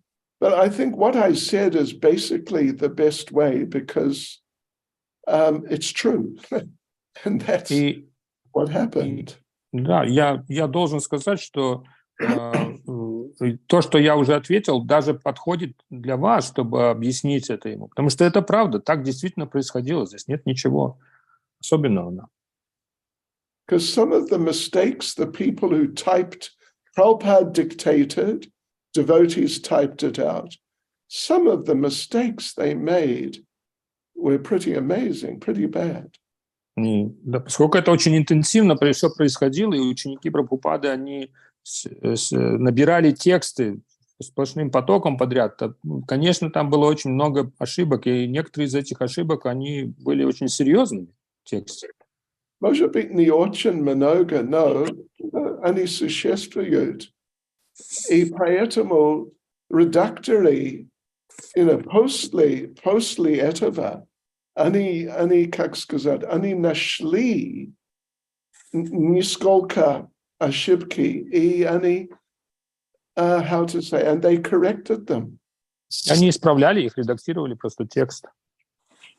And there's a website which has all these changes explained. Есть даже страничка в интернете, на котором объяснены все эти изменения. Там показан оригинальный текст изменений, которые сделаны. Yeah. Mahavidya, я думаю, что это все я могу говорить сейчас, простите меня. Спасибо большое. Мои поклоны нижайшие вам. Мои поклоны. Харе Кришна. Харибол.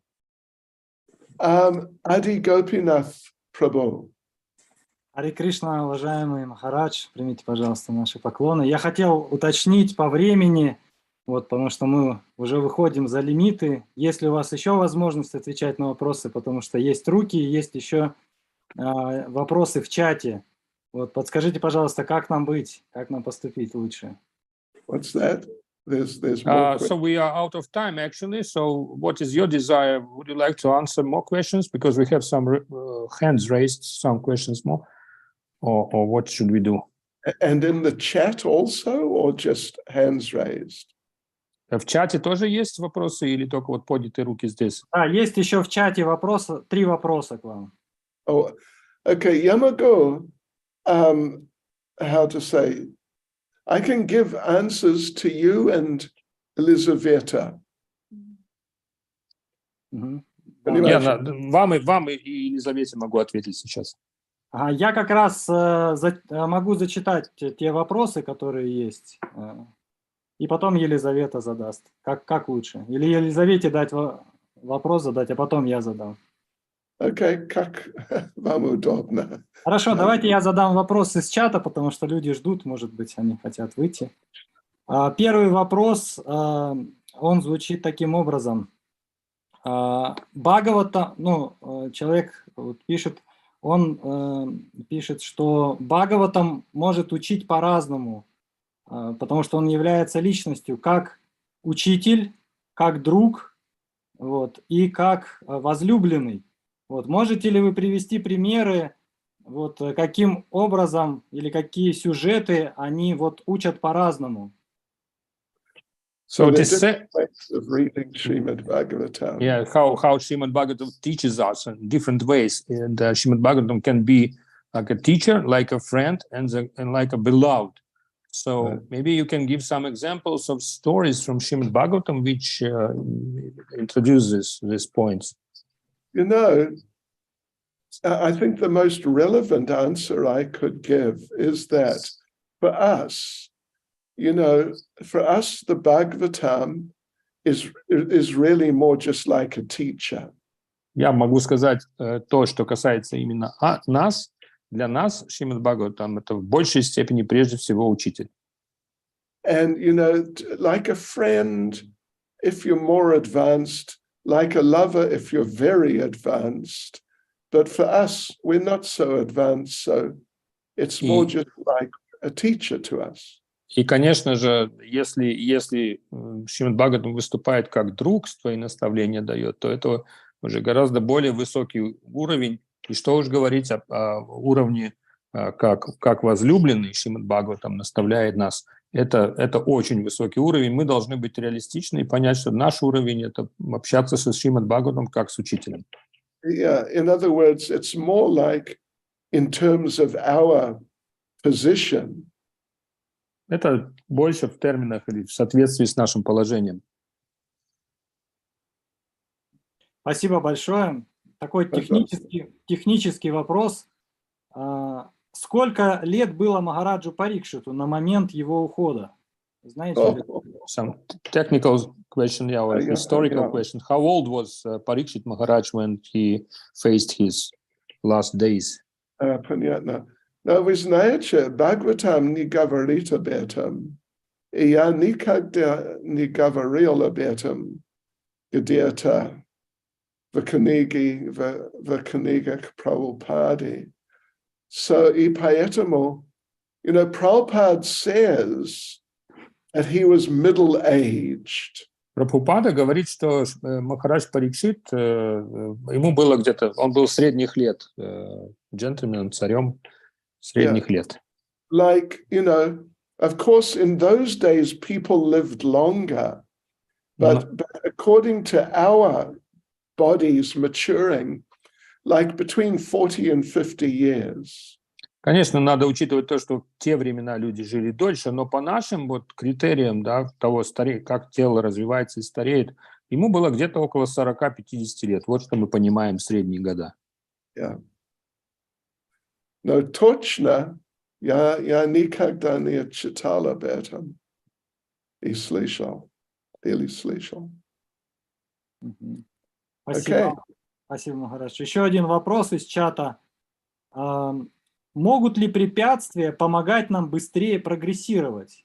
К теме как раз. It's a question from chat that can obstacles be the stimulus for us to progress faster in devotional life?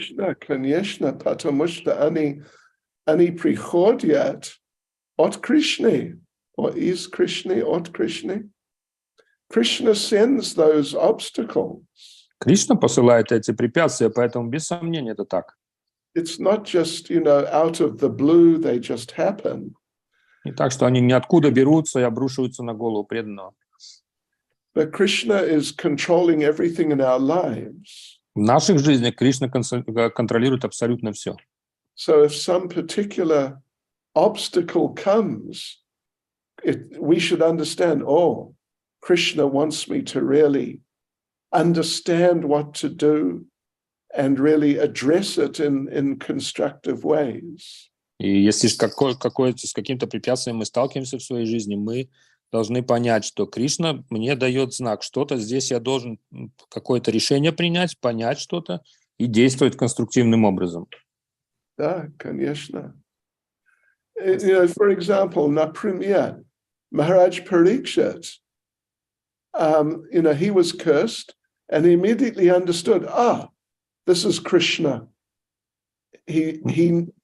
Krishna feels I'm too lazy, and the only thing that'll wake me up is some big curse like this. И вот пример Махараджа Парикшита как раз это ярко иллюстрирует. Когда он только столкнулся с этим проклятием, он сразу же услышал это, получил это проклятие, он сразу же понял, что это от Кришны, моментально, у него даже сомнений не было. И, вероятно, если, может быть, я или слишком ленив, или какая-то другая причина, это лучший способ меня пробудить к преданности, подумал он. Хорошо. Последний вопрос от вашей ученицы из чата. Задает Ксения Кексина, может быть, вы ее помните, знаете. Харе Кришна, дорогой Гуру Махарадж, примите мои поклоны, пожалуйста. Скажите, пожалуйста, как обрести вкус к чтению и воспеванию? Мне очень нравится делать практическое служение в храме, делать гирлянды божествам и Шриле Прабхупаде, но вкус к чтению и джапе намного меньше. Скажите, пожалуйста, как быть? How to deal with it. Yeah, how to develop a taste for reading and chanting. So she has the good taste for practical services like making garlands. And what is the way to make the same, to develop the same taste for reading and chanting? Okay. Вы знаете, если она может общаться с преданными, what would you say? У кого, да? У кого есть вкус. Does that make sense? Exactly. Yeah, у кого есть вкус. Помогает очень много. Я думаю, I think it's one of the best things to do. Я думаю, что лучше способа даже нету, как общаться с преданными, у которых есть вкус к чтению Шримад Бхагаватам и воспеванию. Yeah. Шрила Прабхупада сказал, что общение с преданными — это 90% сознания Кришны. Does that make sense? Krishna consciousness is 90%. Perfectly, yes, exactly. Yeah. 90% успеха, 90% успеха, Шрила Прабхупада сказал, зависит от нашего общения с преданными, продвинутыми. Елизавета, Харе Кришна. Харе Кришна, примите, пожалуйста, мои поклоны, дорогой Махарадж, спасибо за лекцию. Вопрос такой, этически. Служить хочется. Можно ли считать служением изучение Шримад Бхагаватам и других священных писаний, и тогда в каком настроении нужно это делать, чтобы это было не просто чтение, а служение?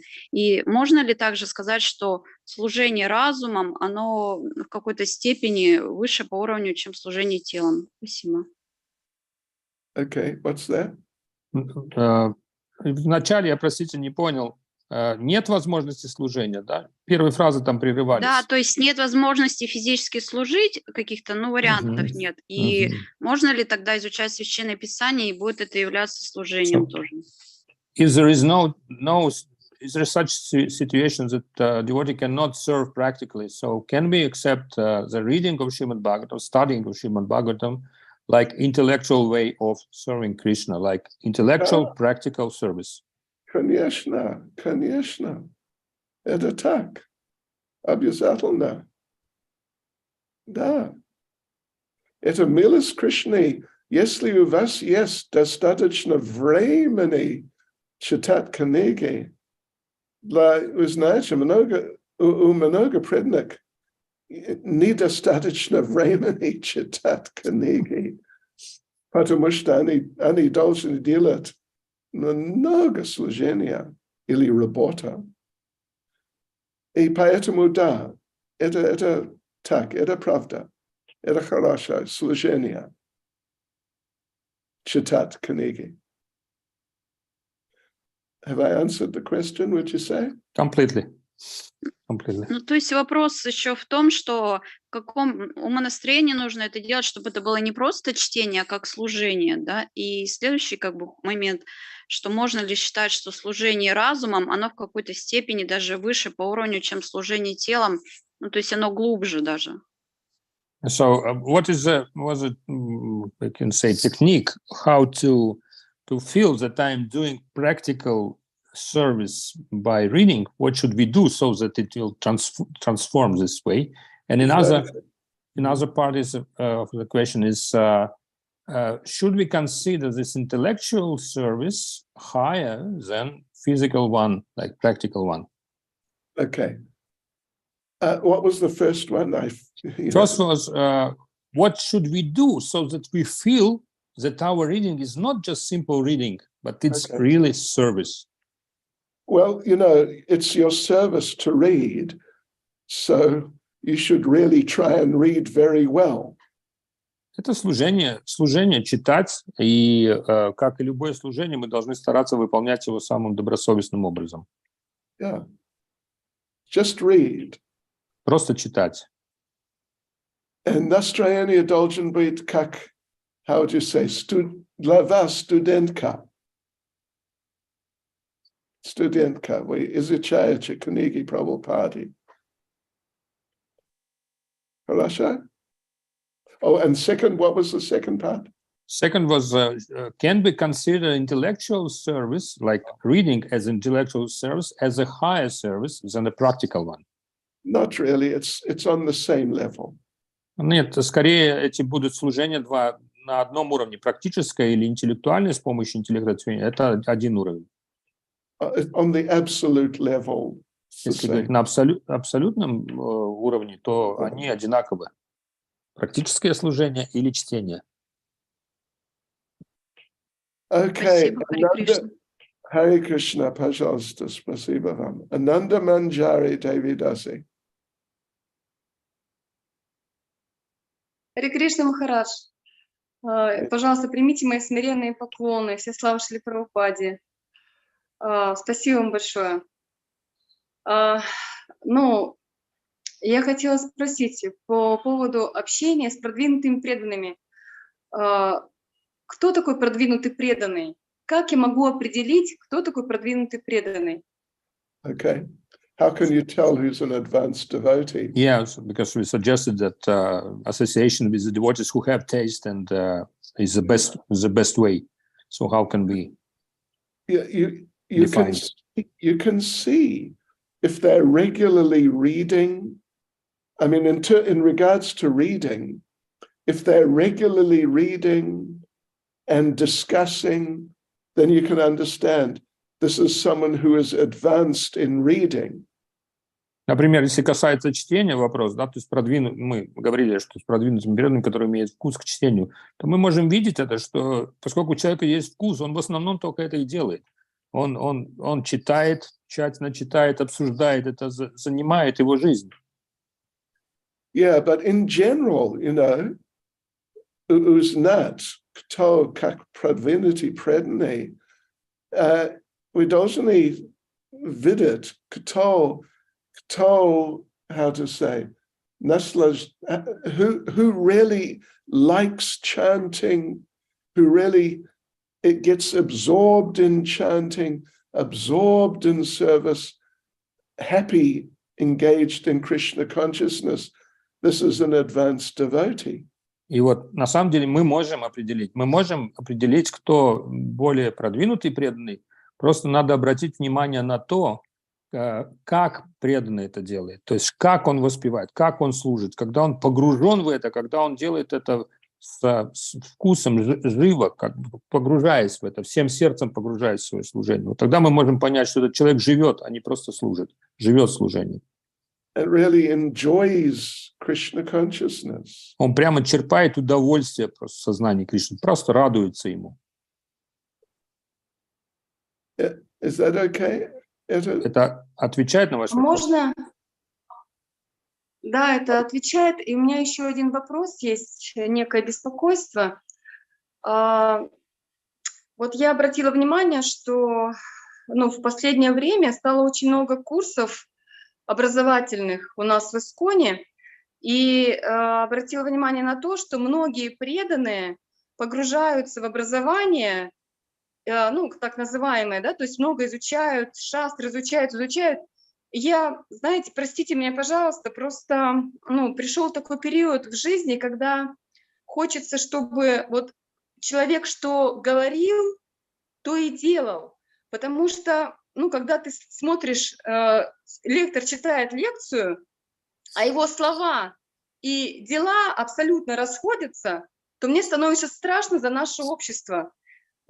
Просто я практикую, с 97-го года, и вот поэтому, меня вопрос сильно волнует. Раньше мы много читали и служили, понимаете, а сейчас много изучают, а практического служения, и качествами не подтверждаются, делами не подтверждаются, понимаете? И гордость, мне кажется, гордости много растет из-за этого. Вот, может быть, я ошибаюсь, но мне кажется, это некая проблема сейчас, как передоз какой-то, в теории.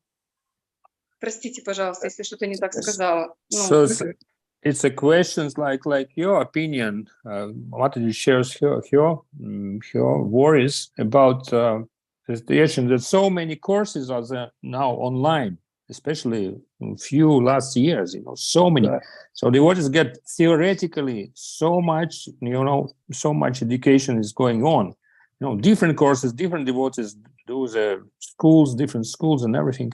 But Mataji is saying that being devotee since 1998, she feels and she can see the difference, because before that we read and we tried to follow, like it was in balance, how much theoretically we learn from the lectures and then how much we apply it and do it. And now this like a bias in theoretical knowledge and devotees, there is a chance of getting proud of how much I have listeners and how much I have theoretical knowledge. So what is your opinion about this situation, which worries Mataji? В моем мнении, я думаю, что если человек изучает правильно, результат будет он или она хочет, what would you say? How would you say? They will want to do more service. Они захотят делать больше служения с течением времени, если правильно изучают. Это будет результат. Правильное изучение приведет к желанию большего практического служения и соответствия тому, что изучили. Otherwise, it is possible that a person just becomes like a professional student. Может, конечно, получиться такое, что человек станет своего рода профессиональным студентом. То есть он изучает, но практическую сторону вопроса он не так хорошо знает. И поэтому мы хотим видеть, что человек, который изучал шастра, он хочет делать служение серьезно, enthusiastично. Okay, I hope that's okay for Ananda Manjari. Это отвечает на вопросы, надеюсь. Достаточно. Okay. So, Adi Gopinath Prabhu, Haribol. Харе Кришна, дорогой Махарадж. Последний вопрос, может быть, вы закончите тогда им. Это вопрос про святое имя. Что в вашем понимании означает внимательное чтение джапы? Чтобы у нас была настройка на следующий день, мы продолжаем марафон, и по утрам мы вместе собираемся и читаем джапу, и это будет хорошей настройкой на завтра от вас. So what's that?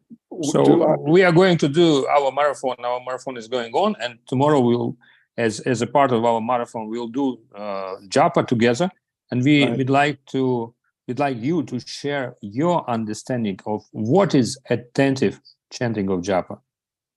What ingredients? Sorry? Now or at that time? In general, I mean, what is understanding of attentive japa? Attentive japa. What are the ingredients or I would say parts of this attentive japa?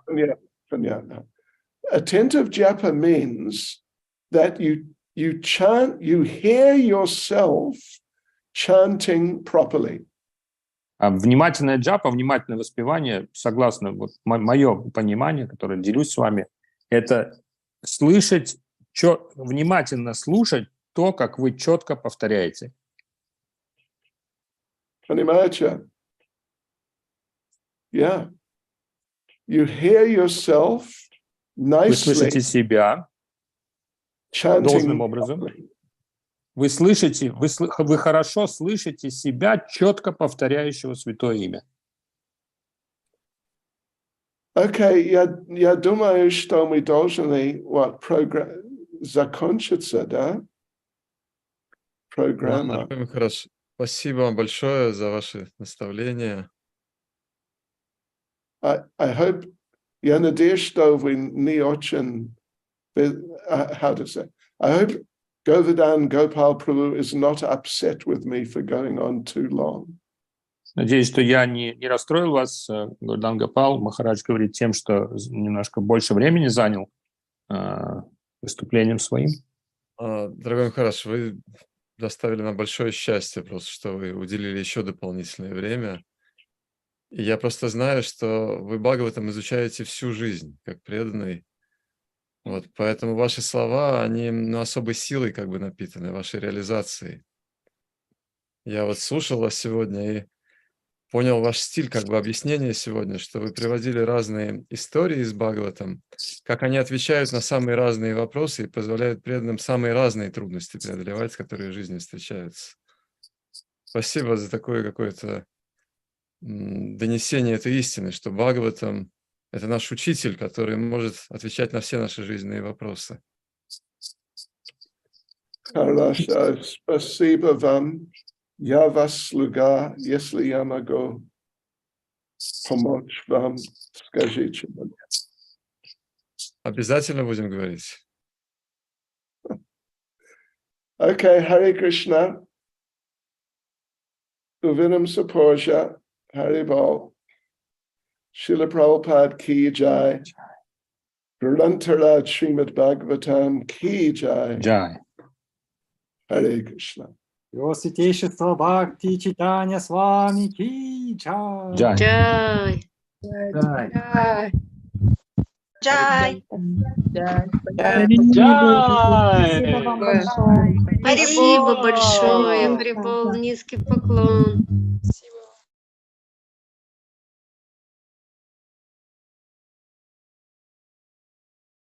Дорогие преданные, пожалуйста, еще не расходитесь, послушайте объявление на завтра. Мы закончили уже 4-й день марафона, мы очень хорошо, интенсивно идем с вами. Глубокое погружение, такие реализации преданные делятся в чате, домашними заданиями, такая наполненность внутри лично у меня образуется. Как у вас, вот маякните там как-то лайками, символами. Все ли у вас в порядке, да, чувствую, вот есть фонтан, сердце. Вот, да, такое же настроение. Спасибо вам большое, но завтра мы выходим уже на финишную прямую, завтра у нас последний день нашего марафона. И традиционно мы собираемся вместе на настройку на день. Настройку завтра